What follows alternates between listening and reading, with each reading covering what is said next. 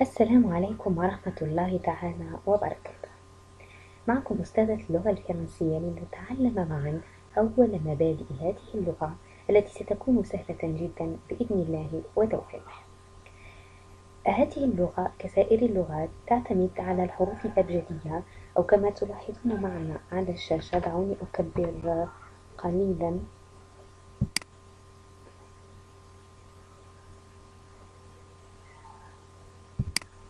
هكذا. إذا تعتمد على الحروف الأبجدية طبعا كسائر اللغات. هذه الحروف كما تسمى بالفرنسية الألفابي، وتتكون من 26 حرف، والحرف في اللغة الفرنسية يسمى lettre كما ترون أسفل في المربعات. إذا يسمى الحرف lettre. إذا يوجد في الألفابي 26 lettres، 26 يعني 26 حرف. إذا الحروف الأبجدية أو les lettres تتكون من أو تنقسم إلى أقسام. سأحاول أن أتحدث بالفرنسية والترجمة بالعربية هكذا لكي تتعود آذانكم على سماع اللغة، لأنه من أهم الأشياء التي تجعلنا نتعلم اللغات هي تعويد الأذن على سماعها واللسان على نطقها. ومن صعوبة اللغة الفرنسية أحيانا نجد أن أو الكثير منا يقول أن اللغة الإنجليزية أسهل من اللغة الفرنسية. ذلك يعود إلى أن معظم القنوات خاصة العربية بما أنها لغة لونغ مونديال يعني لغة عالمية، فإننا تعودنا على سماعها، يعني الأذن تعودت وتعودنا على نطقها. أتحدث عن المشرق العربي أكثر شيء وباقي أو سائر الدول. أما المغرب العربي فيستخدم أكثر اللغة الفرنسية، لذا فإنها سهلة بالنسبة له. إذا نعود لموضوعنا. من أجل تعلم اللغة أو قبل البدء في هذه المبادئ وتعلم اللغة علينا أن نعود الأذن على سماعها خاصة اللغة الفرنسية واللسان على نطقها بما يسمى la prononciation يعني النطق.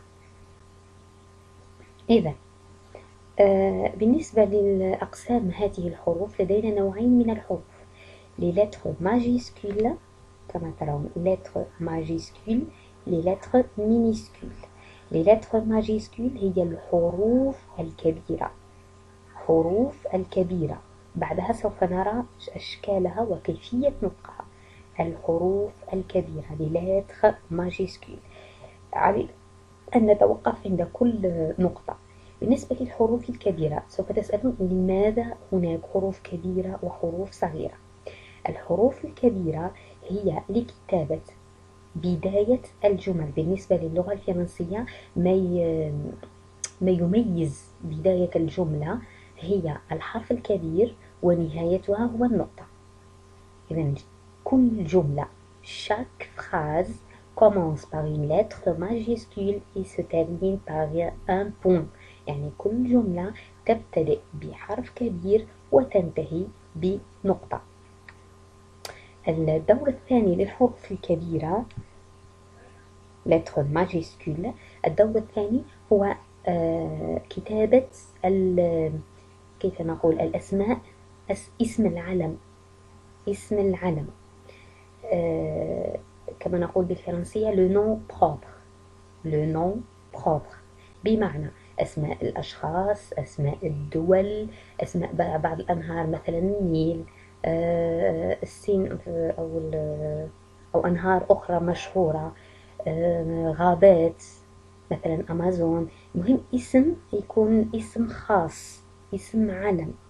هذا هو الدور اللي lettre majuscule. أيضا الأسماء كما قلت أو أشرت سابقا أسماء الأشخاص، مثلا صفاء، مثلا حنان، مثلا محمد، يعني الأسماء الخاصة.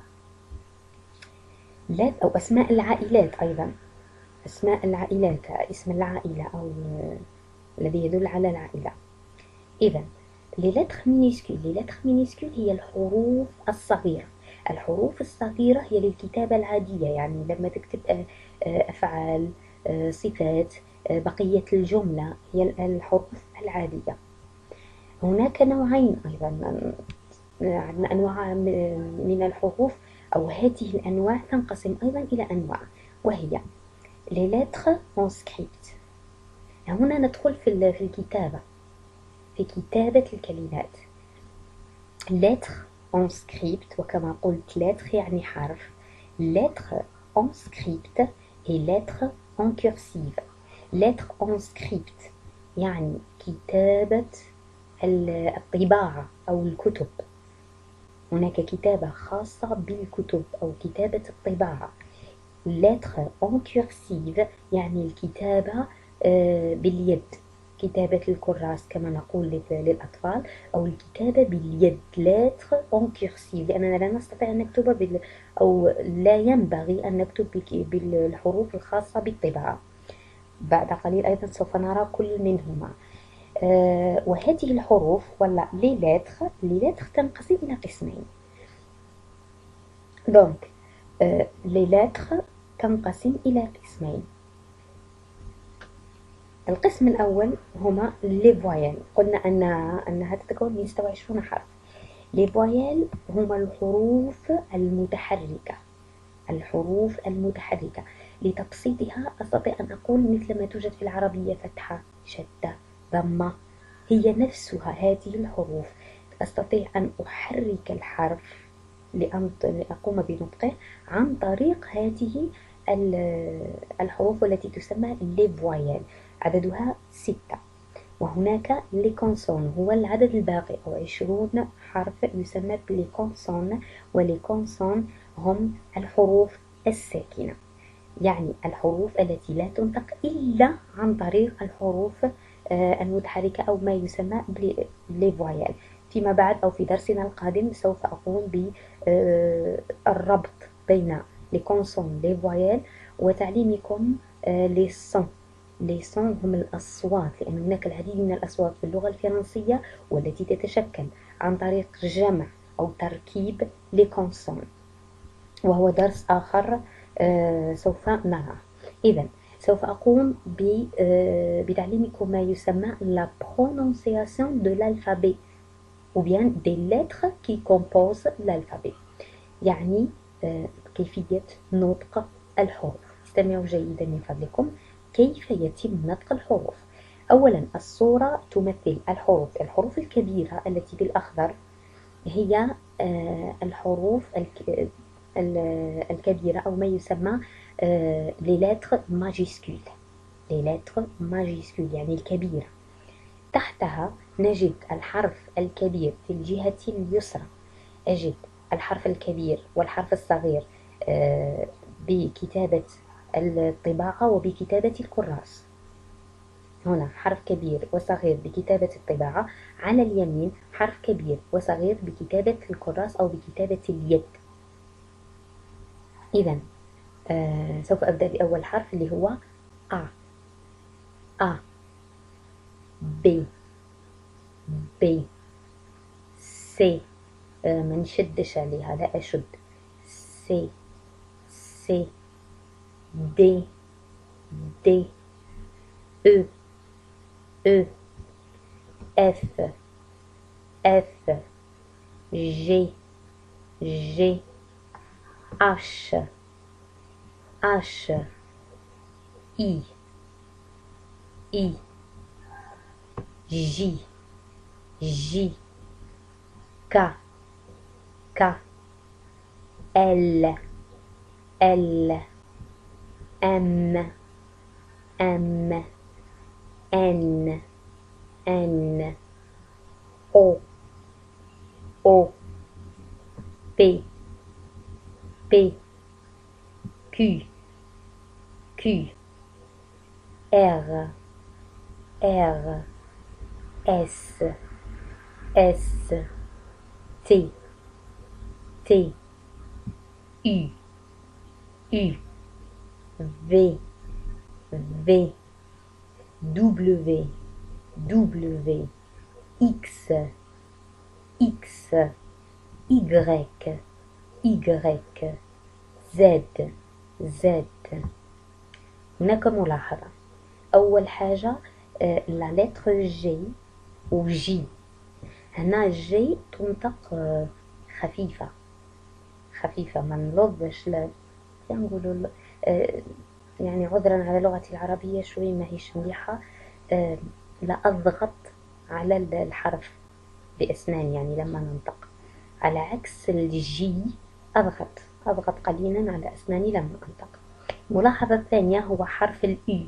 الأي يجب بضم الشفاه، يعني أضم قليلا شفاهي أي لكي أنطق الصوت أو الحرف. هذا بالنسبة للحروف. سوف أعيد لآخر مرة: A B C D E F G H I J K L M N O P Q R S T U V W X Y Z.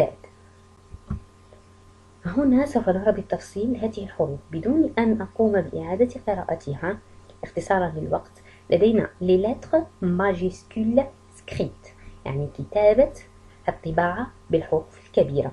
كما تلاحظون الحروف، كتابة الحروف الكبيرة بطريقة الطباعة، يعني التي تبتدئ بها الأسماء العلم أو الجمل. lettres majuscules cursives هي نفس الحروف لكن بكتابة الكراس، يعني بكتابة اليد. lettres minuscules script الصغيرة بكتابة الطباعة.